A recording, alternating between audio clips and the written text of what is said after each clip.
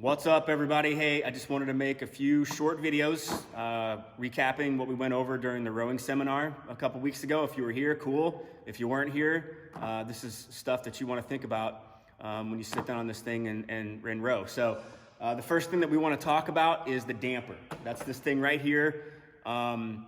Basically what this does is it adjusts the resistance that's on the chain when you pull on the handle. So when it's down here at 1, it's gonna feel really easy. When it's way up here at 10, it's going to feel really hard. For most people at our gym, for the rowing that we do in here and the intervals that we cover, you want this thing to be at like a 6 or a 7.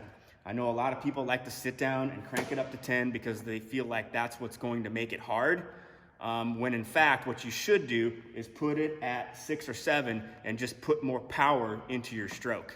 And we're gonna talk about that in a little bit. But this is the damper. Set that puppy at 6 or 7. All right, let's talk about the monitor setting, okay? So you sit down on the rower, you fire up the screen, you hit just row.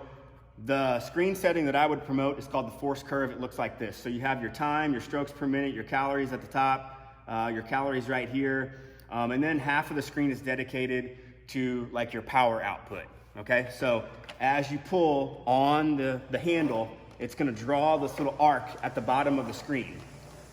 Basically, what's happening here is the higher the arc, the more power that's being put into the stroke, right? And I like this one because strokes per minute and power per stroke is gonna be really important if you wanna be efficient on the rower. Like I said, you don't need the damper up at 10. You need to keep it at 6 or 7 and just focus on putting more power into your stroke. This screen setting is gonna tell you all those things. So force curve setting, this is the one that I would use. Okay, so you've set your damper up, you've set your screen up. Now let's talk about how to set yourself up on the rower, okay? First thing we wanna talk about is your feet.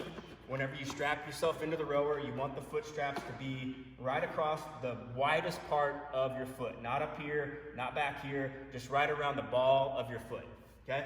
Then, how do you sit on the rower? Basically, you just don't wanna do this. You don't wanna tuck your tail and have your back rounded. Take your butt, push it back to the back of the seat. Try to have a little arch in your low back. Chest is up, spine is nice and straight, okay?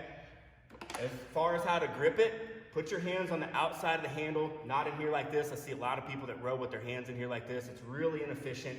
So get the hands on the outside of the handle, shoulders a little bit in front of the hips, shins vertical. This is your starting position. Now you're ready to rock and roll. Now we're gonna talk about the actual rowing stroke. And this is where the rubber meets the road. This is where a lot of things fall apart for people, especially when they get tired. Basically, there's 4 pieces to the rowing stroke, and they all happen sequentially, okay? So the first phase is the drive phase. This happens with your legs, right? You're driving yourself away from the foot pad with your legs. Then the swing happens with your hips and your low back, right? So after your legs straighten, you're gonna use your hips to kind of swing from 1 o'clock to 11 o'clock, right? So legs, swing, legs, swing. Then you just follow with the arms. Legs, swing, pull, recover. Legs, swing, pull, recover. Legs, swing, pull, recover. Okay? So those are the 4 phases of the stroke. Leg drive, hip swing, arm pull, recover, retrace your steps to come back in for another stroke. All right, y'all, last but not least, we're gonna talk about stroke rate, or how fast are you going in and out.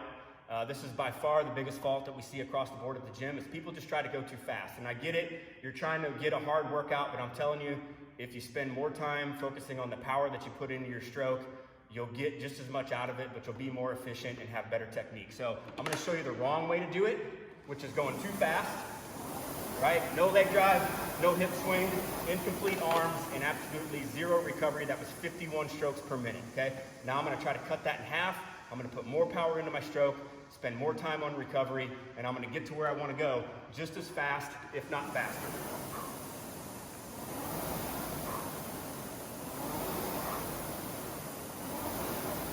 Cool, so 26 strokes per minute, more power, more recovery, more efficient, more sustainable. Fast is smooth, smooth is fast on the rower.